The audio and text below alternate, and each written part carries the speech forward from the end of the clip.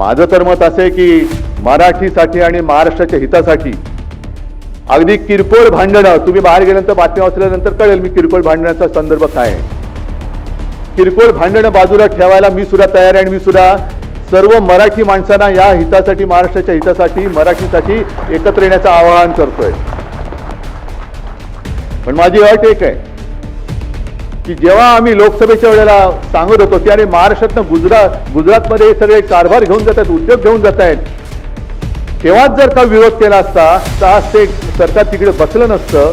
आज तिकडे महाराष्ट्राच्या हिताचा विचार करणारं सरकार आपण केंद्रात बसवलं असतं आणि राज्यात सुद्धा आपल्या महाराष्ट्राच्या हिताचा विचार करणारं सरकार बसलं असतं.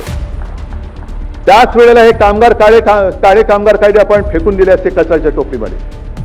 पण तेव्हा पाठिंबा द्यायचा, आता विरोध करायचा, मग परत तडजोड करायची, हे असं नाही. महाराष्ट्राचं हित, मग त्याच्या आड जो कोणी येईल त्याचं स्वागत मी करणार नाही, त्याला मी घरी बोलवणार नाही, त्याच्या घरी मी जाणार नाही, त्याचं आगत स्वागत, त्याच्याबरोबर पंक्तीला बसणार नाही, हे पहिले ठरवा आणि मग महाराष्ट्र हिताच्या गोष्टी करा.